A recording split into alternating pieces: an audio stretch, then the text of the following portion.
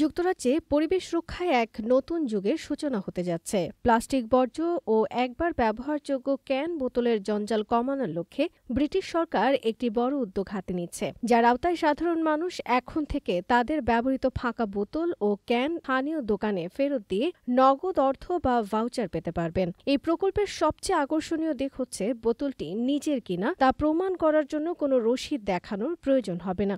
Deposit return scheme নামে নতুন এই পরিকল্পনা চালু করছে যুক্তরাজ্যের পরিবেশ, খাদ্য ও গ্রামীণ বিষয়ক বিভাগ ডেফরা। তারা বলছে এর লক্ষ্য হচ্ছে দেশের রাস্তাঘাট, গ্রামাঞ্চল এবং সমুদ্র উপকূলগুলোকে প্লাস্টিক ও ধাতব বোতলের পাহাড় থেকে মুক্ত করা। যারা ব্যবহার শেষে এই বোতল বা ক্যান নির্ধারিত সংগ্রহ স্থলে ফেরত দেবেন, তারা সাথে সাথে আর্থিক পুরস্কার পাবেন। এটি হবে নগদ, প্রিপেইড কার্ড বা দোকান ভিত্তিক ভাউচারের মাধ্যমে। এই সংগ্রহ পয়েন্টগুলো থাকবে দেশজুড়ে বড় বড় সুপারমার্কেট যেমন টেস্কো, আজদা, মরিসন্স এবং সেন্সবারিসের পাশাপাশি ছোট ছোট মুদি দোকান, news agent, school, community centre ও এমনকি কিছু ক্যাফেতেও। বোতল ফেরতের প্রক্রিয়াটি হতে পারে হাতে হাতে, আবার স্বয়ংক্রিয়ভাবে রিভার্স ভেন্ডিং মেশিনের মাধ্যমেও। এই স্কিমে যেসব বোতল বা ক্যান অন্তর্ভুক্ত হবে সেগুলো হতে হবে ১৫০ মিলিমিটার থেকে ৩ লিটার পর্যন্ত ক্ষমতা সম্পন্ন এবং প্রধানত অ্যালুমিনিয়াম, স্টিল বা পিইটি প্লাস্টিক দিয়ে তৈরি।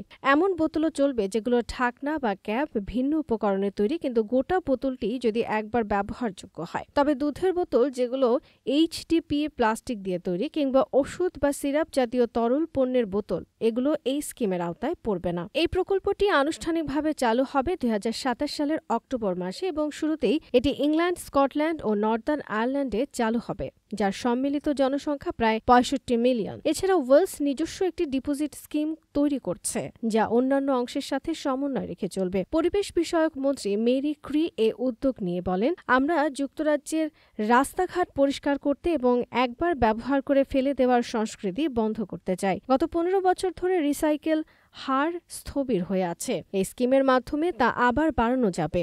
আগামী দশকে এই রিফর্মের মাধ্যমে আমরা ২৫,০০০ নতুন চাকরি সৃষ্টি করতে পারব এবং রিসাইকেল খাতে ১০ বিলিয়ন পাউন্ডের বেশি বিনিয়োগ নিশ্চিত হবে। ছোট দোকানগুলো, যাদের দোকানের আয়তন ১০০ বর্গমিটার বা তার কম, তারা চাইলে এই স্কিমে অংশ নিতে পারবে, কিন্তু তাদের বাধ্যতামূলক নয়। অন্যদিকে স্বেচ্ছাসেবীভাবে অংশগ্রহণ করতে পারবে স্কুল, জিম, খাবারের দোকান, মোবাইল ক্যাটারার বা যে কোনো প্রতিষ্ঠান যারা পানীয় বিক্রি করে। সরকার বলছে এই পরিবর্তনের ফলে সাধারণ মানুষ নিজের ব্যবহৃত বোতল, ক্যান তো ফেরত দিতেই পারবে, এমনকি অন্য কোথাও পাওয়া বোতলও ফেরত দিয়ে টাকা পেতে পারে। সেক্ষেত্রে কোনো রসিদের দরকার নেই। আমরা সবাই মিলে চাইলে আমাদের কমিউনিটিকে পরিষ্কার রাখতে পারি এবং সেজন্য আমরা আর্থিক পুরস্কারও পাব। এটি আমাদের ভবিষ্যৎ প্রজন্মের জন্য একটি গুরুত্বপূর্ণ পদক্ষেপ। এখন সময় এসেছে আমরা আমাদের প্রতিদিনের অভ্যাসে ছোট ছোট পরিবর্তন এনে পরিবেশ রক্ষায় বড় ভূমিকা রাখি। শুধু বোতলটা ফেরত দিলেই টাকা, আর সেই সাথে পৃথিবীটা একটু পরিষ্কার। লন্ডনে বসবাসরত বাংলাদেশি নাগরিক রাশেদ আহমেদ বলেন, পরিবেশ বাঁচানোর জন্য এটা নিঃসন্দেহে ভালো উদ্যোগ, তবে এখন দেখা যাবে আসল বাস্তবায়ন কতটা কার্যকর হয়। দোকানগুলো ঠিকমতো ফেরত নিচ্ছে কিনা, টাকা দিচ্ছে কিনা, এগুলো দেখতে হবে।